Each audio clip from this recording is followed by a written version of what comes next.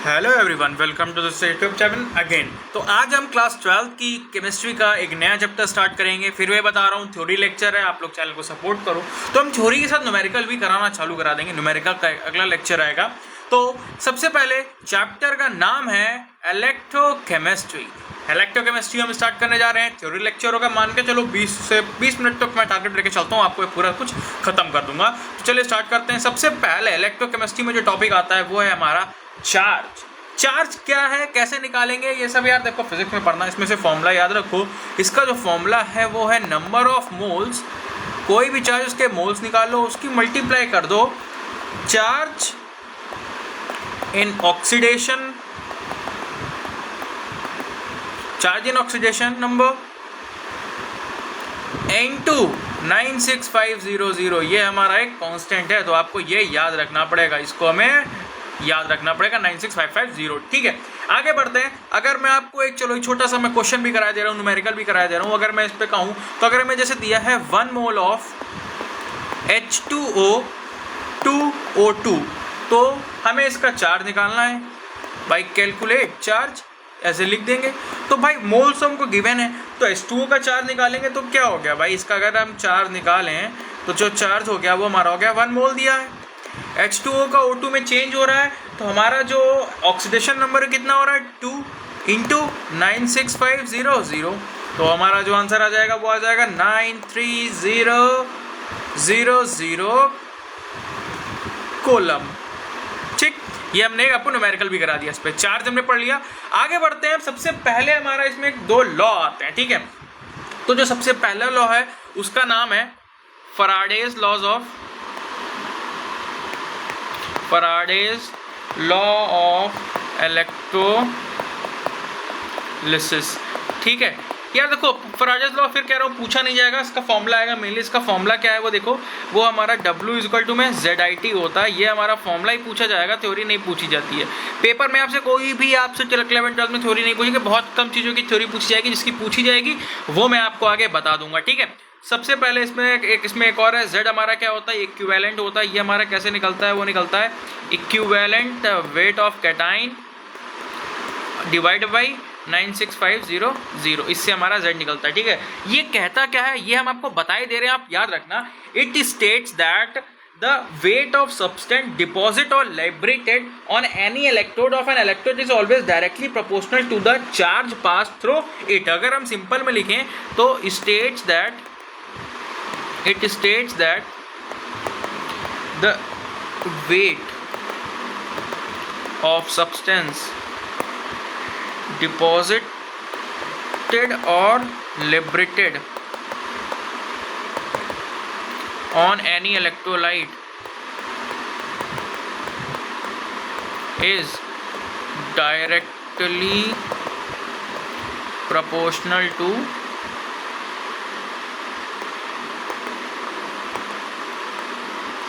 charge passed through solution। हमने लिखा दिया है, लेकिन आपसे पूछा नहीं जाएगा, मैंने आपको बता दिया है। बाकी नोट्स आप टेलीग्राम चैनल से ज्वाइन कर लो, वहाँ पे देख सकते हो। ठीक है, अब आगे बढ़ते हैं। अगर नेक्स्ट हमारा जो होता है उसका वो सेकंड लॉ भाई आता है। इसका सेकंड लॉ क्या आता है वो भी देखते हो। Faraday's second law of electrolysis, second law क्या कहता है वो भी देखते हो। तो मेनली सेकंड लॉ हमारा क्या कहता है, सेकंड लॉ कहता है अगर हमारे नंबर ऑफ सेल्स, इसका हम बताए दे रहे हैं, नंबर ऑफ सेल्स अगर पैरेलल में हो, पैरेलल में अगर वो कनेक्ट हैं इन सीरीज, अच्छा सीरीज में कनेक्ट हैं, पैरेलल में नहीं सीरीज में, number of cells in series are connected same amount of current is passed through them। ठीक है, अगर रेशियो की बात करें तो उसका जो रेशियो होता है वो हमारा, इसका एक फॉर्मूला आता है, वो हम यहाँ लिखे दे रहे हैं कि इसका जो वेट ऑफ W1/F1 होता है इज इक्वल टू में W2/F2 हो जाएगा। और W3 चाहे जितने सेल लगे हों, इनफाइनाइट सेल तक है हमारा, ये फॉर्मूला आएगा आगे। ठीक है, आगे बढ़ते हैं। कुछ इंपॉर्टेंट चीज़ें याद रखना है, जैसे एक आपने फिजिक्स में पढ़ा होगा R इक्वल टू में रो L बाई ए होता है, और मेनली L बाई ए को हम सेल कांस्टेंट कहेंगे, क्योंकि ये पेपर में सेल कांस्टेंट पूछा जाता है, बच्चों को पता ही नहीं होता सेल कांस्टेंट क्या है, तो हम L बाई ए को सेल कांस्टेंट कहते हैं। याद रखना, ये आपके लिए एक इंपॉर्टेंट चीज़ है, बता दे रहा हूँ। यहाँ पे देखो, हाँ अभी ये पूछा जा सकता है आपसे कि सेल कांस्टेंट किसे कहते हैं, तो इसको कहते हैं, ठीक है। दूसरी चीज़ है हमारा केवी होता है, वो 1/ρ होता है। क्यों? वे ये केवी क्या होता है? ये होता है हमारा कंडक्टिविटी, और इसको हम स्पेसिफिक कंडक्टिविटी भी कहते हैं, स्पेसिफिक कंडक्टिविटी, ठीक है, स्पेसिफिक कंडक्टिविटी हो जाएगा। उसके बाद स्टार्ट करते हैं, हमारा एक और कॉन्सेप्ट टॉपिक आता है जिसका नाम है हमारा molar conductivity. Molar conductivity, molar conductivity, molar conductivity क्या होता है? Conductivity developed by the 1 mole of, वही चीज़ें पूछा नहीं जाएगा, सीधे फॉर्मूला रखो, लैम्डा m इक्वल टू में, ये हमारा कप्पा होता है, इसको मेनली कप्पा कहते हैं, ठीक है। ये हमारा जो साइन है हम ये आगे लगा रहे हैं इस तरीके से, इसको हम क्या कहते हैं? इसको हम कप्पा कहते हैं, कप्पा, हाँ लैम्डा नहीं, कप्पा होता है, ठीक है। इक्वल टू में केवी इंटू 1000 अपॉन मोलैरिटी। याद रखना, ये मोलैरिटी होता है, मोलैरिटी नहीं होता है, ठीक है। और हम मेनली इसकी याद रखें, अगर हम इसकी यूनिट याद रखें तो इसकी यूनिट होती है ohm inverse centimetre square mole inverse, ये इसकी यूनिट होती है। यूनिट आपसे पूछी जा सकती है, एक नंबर के क्वेश्चन में पूछ सकते हैं किसकी यूनिट है, तो यूनिट आपको याद रखना है, ठीक है। और ये हमारा फॉर्मूला हो गया। आगे बढ़े, अगर मोलर कंडक्टिविटी हमारा जो नेक्स्ट आती है वो आती है हमारी इक्विवेलेंट कंडक्टिविटी।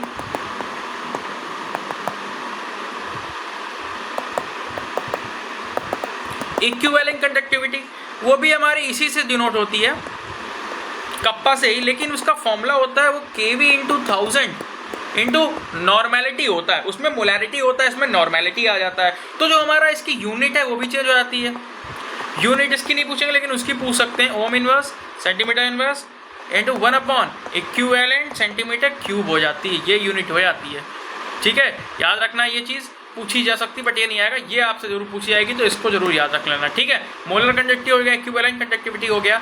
जो हमारा नेक्स्ट टॉपिक आता है वो हमारा कॉर्लाउस लॉ आता है, ठीक है। कॉर्लाउस लॉ, ये क्या उसमें लॉ है, ठीक है। ये यार डिफाइन करता है, पूछा जाता है, ये चीज पूछा जाता है तो हम लिख दे रहे हैं। It states that the molar conductivity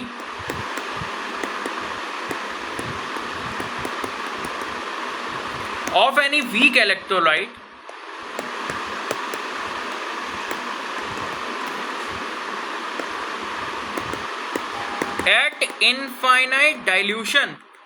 at infinite dilution is always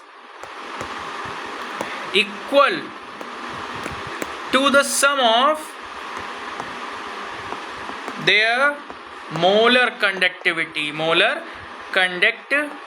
वेटी मेंस है कि ये आपसे पूछा जाएगा ऑफ देयर कैटाइन और एनाइन, ये आपसे पूछा जाएगा क्योंकि ये बोर्ड के पेपर में 4 से 5 बार आ चुका है। तो कॉर्लाउस लॉ की डिफिनेशन आपको याद रखनी है, ठीक है, इंपॉर्टेंट है। मेनली होता क्या है वो भी हम यहाँ पे लिख दे रहे हैं। अगर आपको जैसे ये दिया है हमको, ये हमारी होती है स्पेसिफिक मोलर स्टैंडर्ड कंडक्टिविटी होती है, तो ये हमारी किन से बनती है? इसके जो इनकी जो कंडक्टिविटी होती कैटाइन और एनाइन की, उससे बनती है, ठीक है।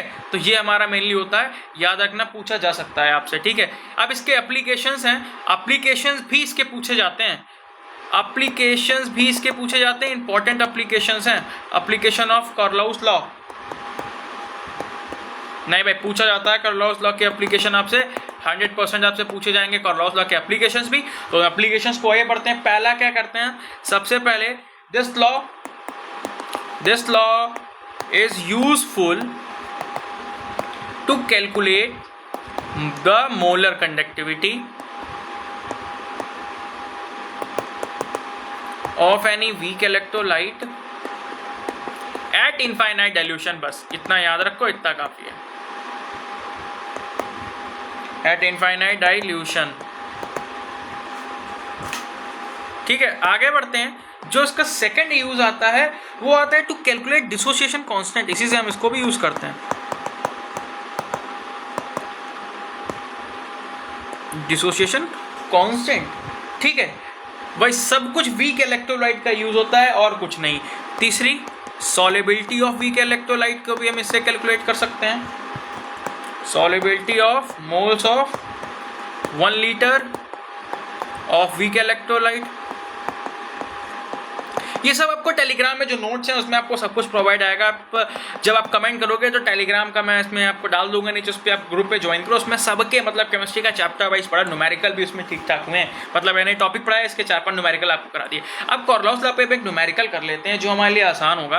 तो हम क्या कहते हैं, क्वेश्चन तो नहीं लिखेंगे पूरा, बट मैं क्वेश्चन धीरे धीरे बोल रहा हूँ तो आप लोग नोट कर सकते हो। हम सीधे सोल्यूशन करते हैं। तो एक क्वेश्चन करते हैं कोरलॉस लॉ पे।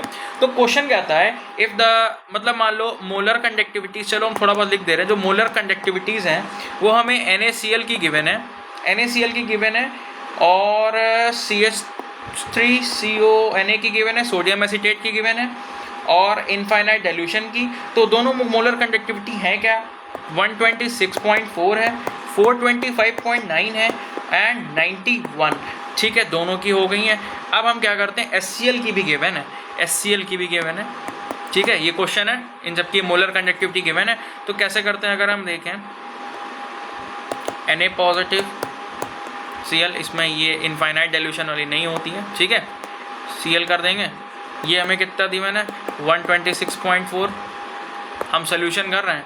और H पॉजिटिव का कितना गिवन है, माइनस साइन लगेगा, ये गिवन है 425.9, और सोडियम एसीटेट की भी गिवन है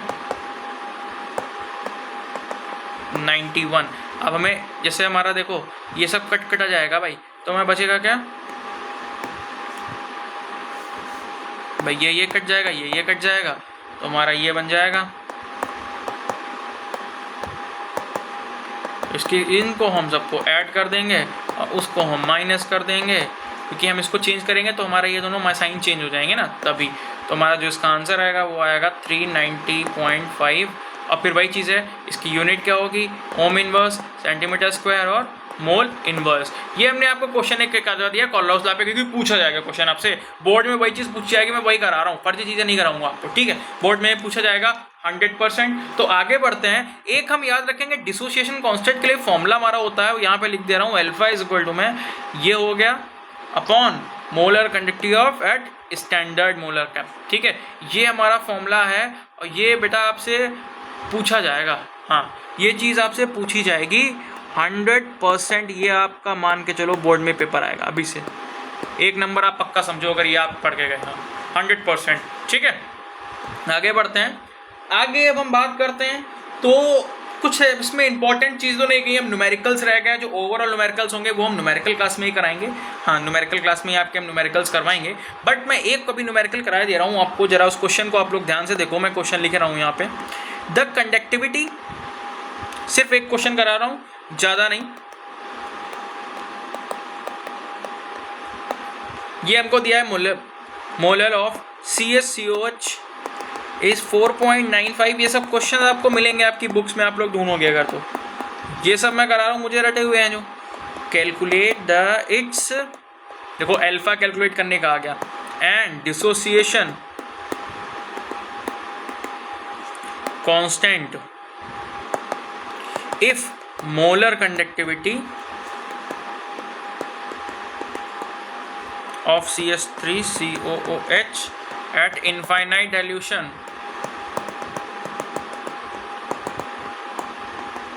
is 390.5 ohm inverse, centimetre square, mole inverse. ठीक है, ये लो, ये हमारा हो गया इम्पॉर्टेंट। अब बात करते हैं आगे, जो है हमारा भाई कंडक्टिविटी हमको स्टैंडर्ड वो तो दी हुई है, तो ये तो हमें दिया है, इसको हमें निकालना नहीं।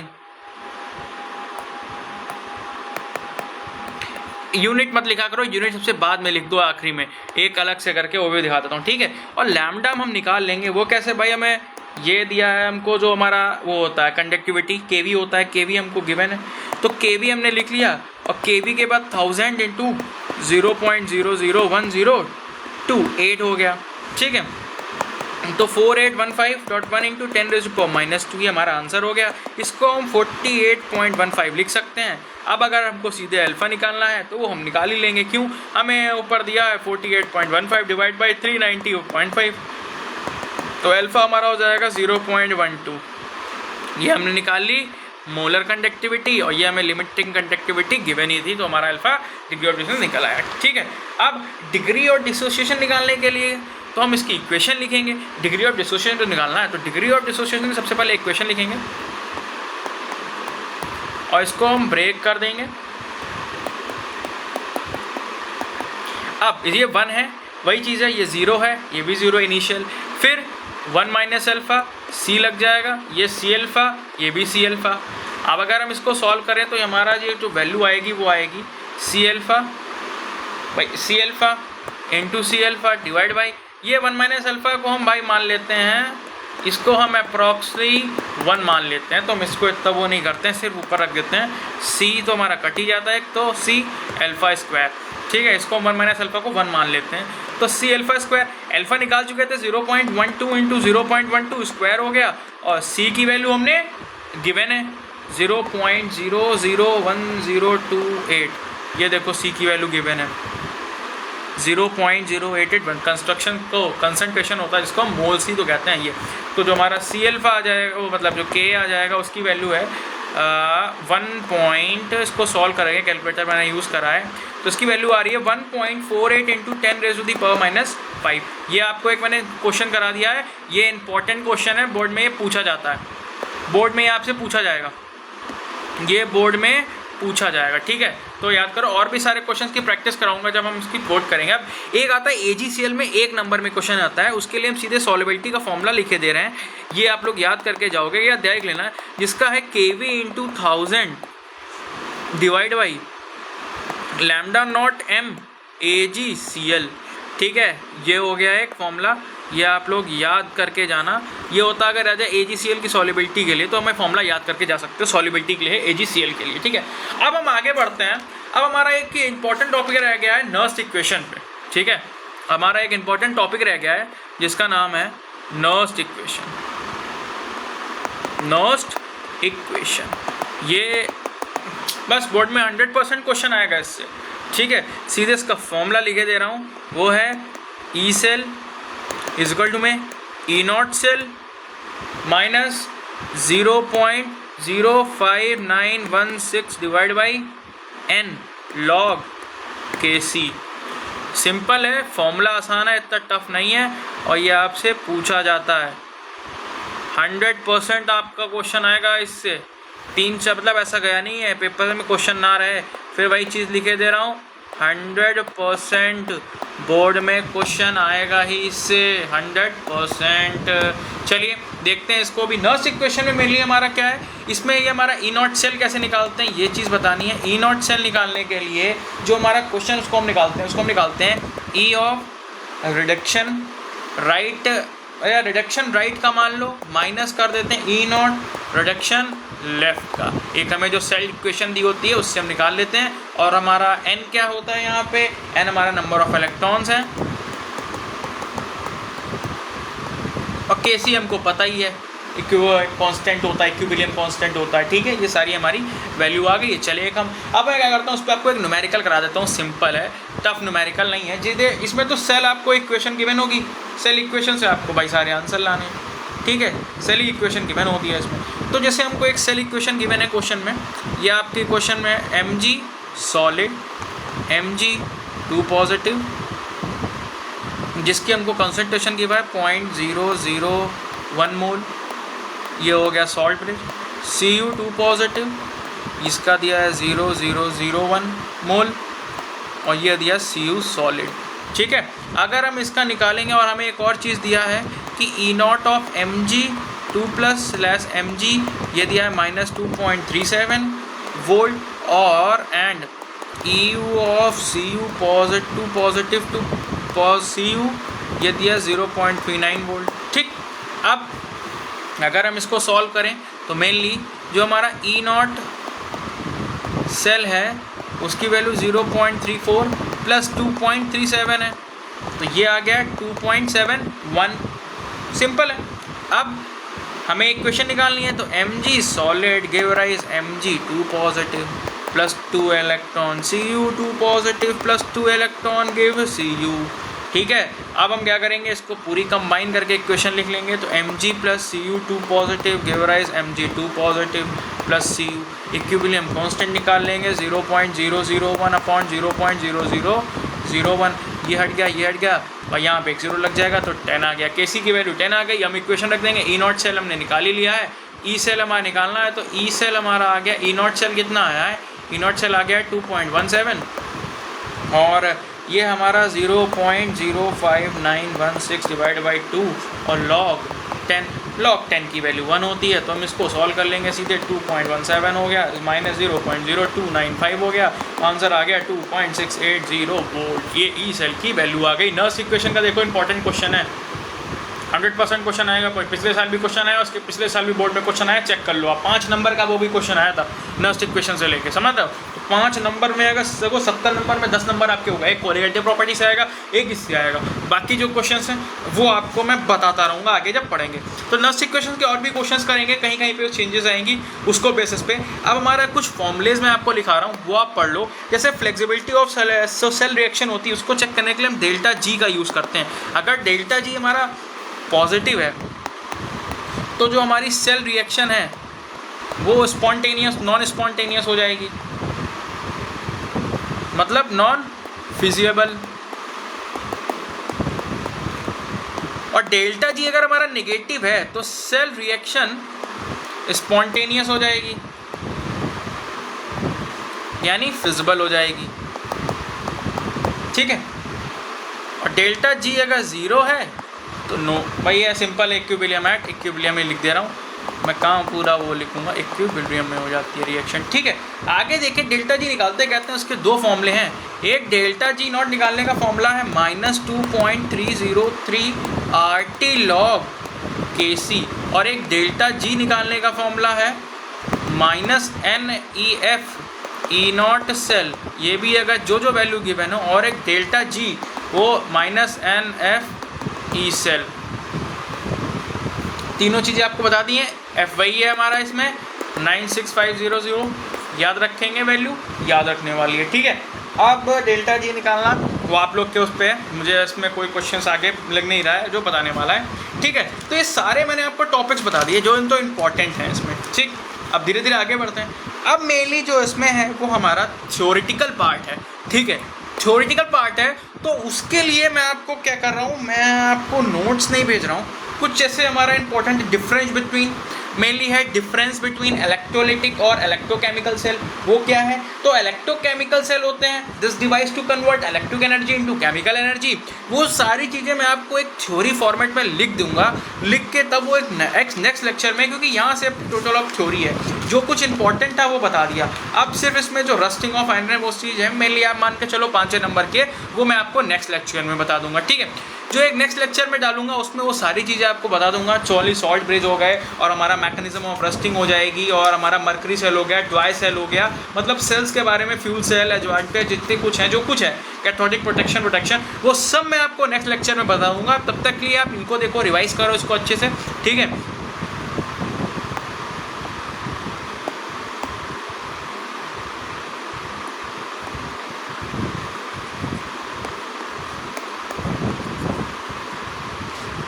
Thank you for watching this video. मिलते हैं नेक्स्ट वीडियो में।